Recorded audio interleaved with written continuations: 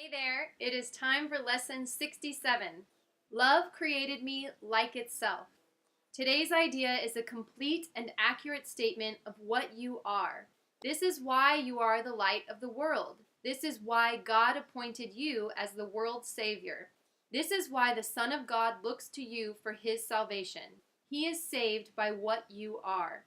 We will make every effort today to reach this truth about you and to realize it fully, if only for a moment, that it is the truth.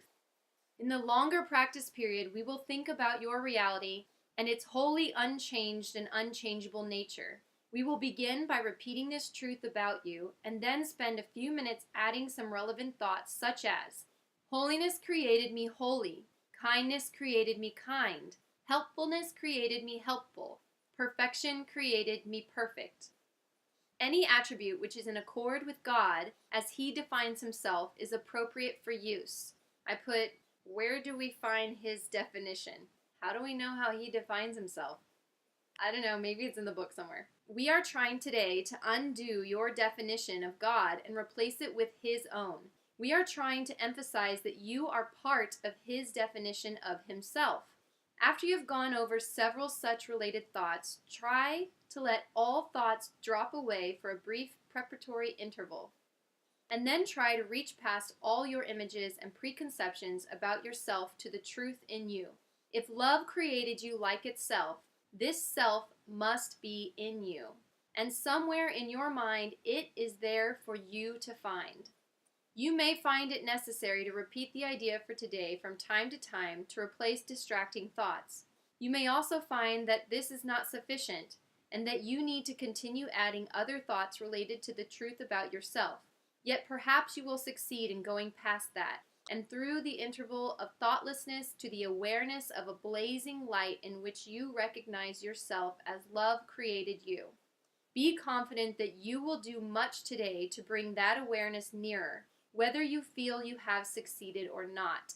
I love that because I think oftentimes, I don't know if it's an American thing or what, but we feel very motivated by accomplishing goals or seeing results.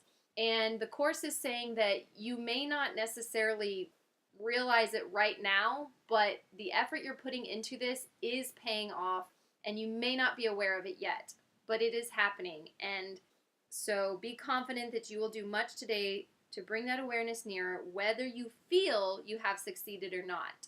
So don't worry about that. Just move forward and change will come. Okay. It will be particularly helpful today to practice the idea for the day as often as you can. You need to hear the truth about yourself as frequently as possible because your mind is so preoccupied with false self-images. 4 or 5 times an hour, and perhaps even more, it would be most beneficial to remind yourself that love created you like itself.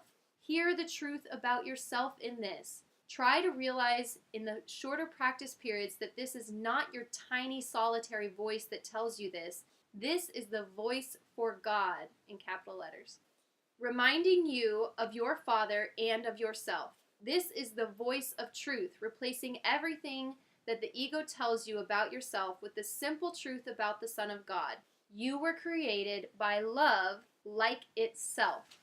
So, love created me like itself. Now, you may be thinking, my parents didn't love each other, or I don't even know who my dad is, or, things like that. Or maybe you were adopted and you're like, well, I don't know if it was a loving relationship. It's not talking about the actual physical creation of you and how you were conceived. It's talking about the you inside, the soul that's within you, that light, that essence, that is of love.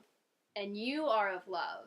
And when you are in your truest form of yourself, you are vibrating at that energy level that is love. And that is you. And that's what it's trying to say. And I think through the years of things our significant others have told us, or our parents have told us, or siblings, or friends, or coworkers, or bosses, or enemies, or whatever, people along the way have said things to us that we've taken on to be our truth, whether they be good or bad. Oftentimes, a lot of us have brought on a lot of negative self-image, And this is trying to get you to drop that stuff because it's just not true, it's not real, and it's only one way of looking at you. There's so much more to you than that negative crap.